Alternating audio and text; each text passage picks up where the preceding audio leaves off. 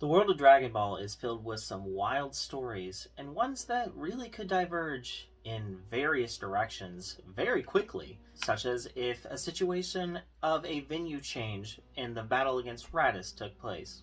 Today we continue the journey of what if Raditz fought Goku at Kame House, and it has led us down quite the wild path. Piccolo isn't even dead in this story. He survived the confrontation against Nappa and Vegeta, and took himself to Namek to see what it was about for himself. In addition to that, we have Raditz, alive and well, on his way to Namek as we speak, alongside Goku and the two of them training together. In our last part, we had Vegeta beaten to a pulp by Zarbon, and Zarbon heading off to return the final two Dragon Balls to Frieza. Now, Vegeta was not retrieved by Zarbon and brought to the ship. Instead, he was taken by Piccolo and returned to be healed by Dende. A plan was hatched between Vegeta, Piccolo, Gohan, and Krillin to try and take the Dragon Balls in sort of a heist fashion. And that's where we really are in the story right now. Let's continue. Hold on a second. Green one, would you say your name is Piccolo? How did you increase your powers so quickly? Some of it was the training on our way to Namek, but I met this elder Namekian by the name of Guru. He increased my power exponentially. Did he now? Taking the easy way out, I see. No matter, I suppose it is making a difference. I'll take a quicker route any day if it means the survival of myself and my friends. Speaking of that, Krillin, Gohan, I think the two of you should go to meet Guru while we handle the Dragon Ball situation. Vegeta and I can take them no problem.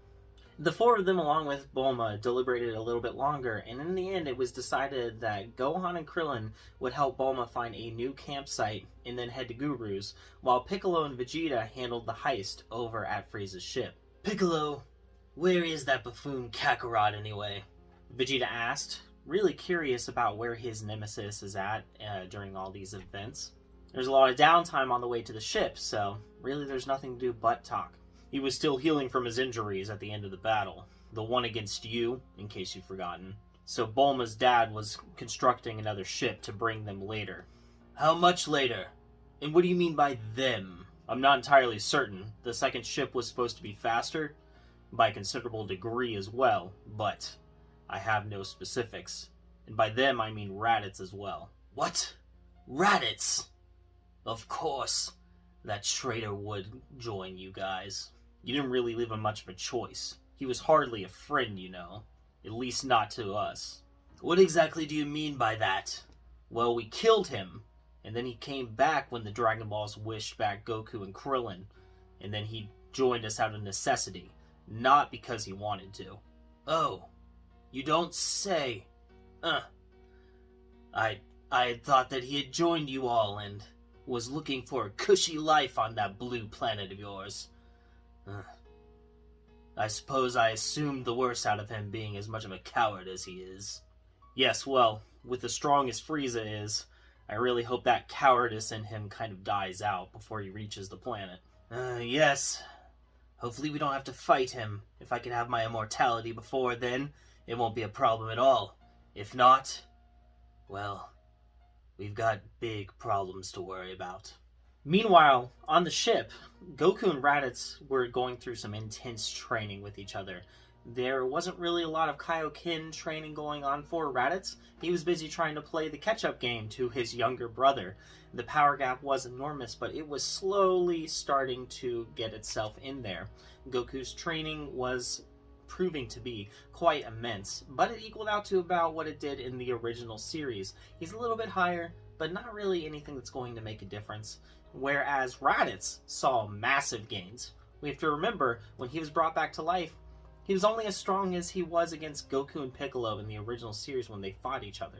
Now, he is quite considerable, with himself just being a step below his younger brother. Kakarot, I'd really like you to teach me that technique of yours, the one that makes you glow red. The power that you seem to get from that is incredible. Yeah, well, I'd love to teach it to you, but I don't think we really have the time right now. It takes a lot of focus, and sheesh, 6 days? That's a lot quicker than I thought the trip would be. I thought I'd have a little more time to train with you, but, I mean, we've got stuff that we need to get done. Yes, that's all true and all, but hey, when we get back to Earth, will you teach it to me then? Yeah, The two of them were forming a little bit of a bond with each other. Raditz was starting to soften himself up a little bit, and Goku was really welcoming him with open arms. It's a brother of his, and he's amazed to see that he has family alive and well and willing to fight alongside him, and the two of them just getting to battle amongst each other, it really gives them both a drive to just move each other forward. But what's Goku's son up to right now? Well, Krillin and Gohan just reached Guru's place after a short conversation with Nail, letting them know that they're friends of Piccolo's. They're permitted inside to speak with Guru. Guru goes through basically the events that he did in the original series, granting both Gohan and Krillin their potential, and that skyrockets both of them to about 15,000 in power. But this isn't just a static thing. This isn't a one-time you're at 15,000 power bit. It's actually a gradual increase, and one that Vegeta happens to notice as well. Back over where Vegeta and Piccolo were beginning to get close to the ship, he makes a comment. I notice your power is steadily increasing. I find it interesting. It must be that potential unlock of yours. I think you might actually be stronger than me again, even after my Zenkai boost. I know your ability to sense ki is still improving.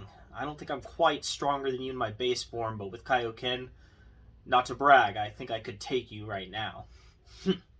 Yes, well, you don't have the might of a Saiyan. If I come back from the brink of death one more time, I might just outclass you in a way that you'll never catch up to. Well, I hope that we never have to find out.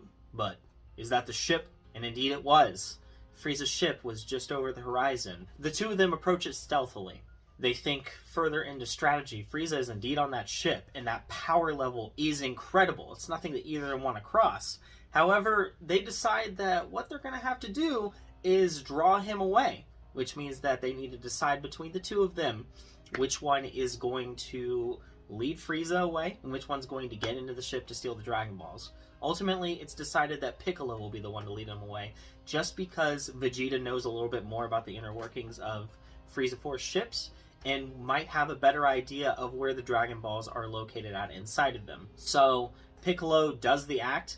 He makes himself openly known by popping off a couple shots at some of the Frieza Force members that are there and killing them instantly. Frieza, out of his anger, hops out of the ship and takes chase after him. Vegeta gets inside, and just as he did in the original series, blasts a hole through the window and just chucks all the balls out, laughing maniacally as he does so. And then he heads on out of there. Frieza, who was catching up to Piccolo, realizes that he's been duped, and out of sheer anger, speeds his way back to the ship. However, it's too late. The Dragon Balls are gone. Vegeta along with them. And Piccolo and Vegeta go ahead and encircle and meet up at the location where the balls were thrown. Back at Guru's place, however, an unwelcome visitor makes his approach. Zarbon, fully confident because he doesn't have a scouter and doesn't understand power readings, goes ahead and makes his debut known. He tries to storm the place, but gets promptly stopped by Nail. Gohan and Krillin rush out to see what the problem is, only to see Nail absolutely dominating Zarbon. Even in his transformed state, he doesn't even come close to standing a chance. The two of them are amazed. They've never seen someone so powerful in their entire life. Nail's power level, it's exceeding even Piccolo and Vegeta's by such a wide margin. He deals with Zarbon promptly and then tells them that they need to head back to their teammates just in case something goes awry. And indeed, something is going awry because the Ginyu Force is making a quick approach. There's a considerable distance between those two and the two that now possess the Dragon Balls, and they need to close that gap very quickly. The four of them attempt to converge on the camp, but then the Ginyu Force's pods enter into the atmosphere and their power is felt. Oh no, we're too late. It's the Ginyu Force. The Ginyu Force?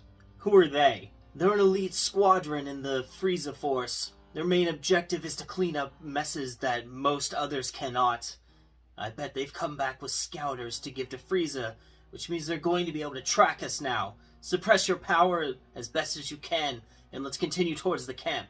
The two of them manage to successfully suppress their powers, and thus keep themselves hidden from the Ginyu Force. However, Krillin and Gohan had just achieved their new unlocked potential, and they were struggling to do so as well. As the Ginyu Force lands, they give a scouter to Frieza, and they start making their way towards the 2 power signatures that they can easily spot. Unfortunately, Gohan and Krillin are intercepted by the Ginyu Force before they can manage to make it to the camp. What is this? We are the Ginyu Force, and we come across a couple of children? This is some treachery. Where are the Dragon Balls? We're not going to tell you anything! Gohan, you need to get out of here! Krillin, no! I'm not running away from this fight! Raccoon is happy to fight both of you. Can Raccoon take the 2 of them alone, please? Very well, Raccoon. We shall leave you here to tend to the 2 of them. The 4 of us shall hurry on and try and figure out where they were heading towards. And with that, the 4 Ginyu Force members, aside from Raccoon, head on the direction of the camp, inevitably going to come across it, while Raccoon stays behind to try and take on Krillin and Gohan by himself. The fight starts off pretty one-sided. Krillin and Gohan and their base power are not even close to putting up with Raccoon's might. So Krillin hurries into Kaioken ×3 to try and close the gap. However, it's not quite enough. Raccoon is about 72,000 power. Krillin right now is only 45,000. Although his power is slowly rising, he needs more time in order to close that gap. Now, there is a possibility, if he goes Kaioken ×4, he might be able to stand a chance. However, he holds off on that for now. Right now, he knows that's going to be too much of a strain on his body, and if his body is just put out of commission from his own doing, it's not going to do any good. They need to figure out a way to escape. Solar Flare might be the way to go, but if he does, then Raccoon's going to know the direction they're heading in anyway. So right now, he decides to think of a plan instead. Meanwhile, back at the camp, Piccolo and Vegeta arrive just ahead of the Ginyu Force. And they get Dinda to try and assemble the dragon, but it's not quick enough. Captain Ginyu and the others arrive on the scene, and they put a halt to proceedings and prepare to fight the duo that's facing them. Oh my! If it isn't the upstart Vegeta and a green man! Let's see the kind of power that the 2 of you have. Captain Ginyu clicks the scouters and see the 2 of them are absolute weaklings. What the heck are they even doing here? And actually, for that matter, why is Vegeta as weak as he is? He's supposed to be stronger than, what was that, 5,000? That's almost nothing. Jace, Barter, why don't the 2 of you show them what a real duo is? And with that, the 2 of them step forward to battle against Vegeta and Piccolo, tag team on tag team. However, they're not as weak as they initially appear. Piccolo quickly uses the Kaioken to put himself into ×2. Right now, his power has been steadily rising, as I mentioned before. And that puts him at about, let's say, 25,000, rather than the 15,000 he was when he initially had his potential unlocked.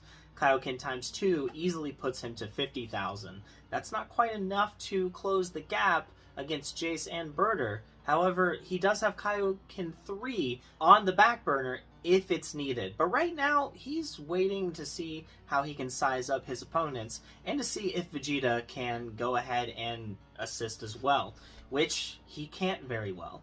He has 30,000 power right now. It's just not enough. Jace is just wiping the floor with him while Birder is trying to take on Piccolo, and he's getting injured very quickly. Piccolo has an idea, though. Zenkai Boost, the thing that he keeps bragging about all the time. He might not like the quick way out, but if it's a natural way that the Saiyans do it, maybe he'll be happy to do it. Meanwhile, Frieza is at his ship again, growing quite impatient on the situation. He decides to click on the scouter and feels a pretty decent power level, not anywhere near any of the fights. Probably the second highest on the entire planet. It might be a pretty strong Namekian that could tell him how to use the Dragon Balls. He decides to make his way there, and thus begins his trip towards Guru's place.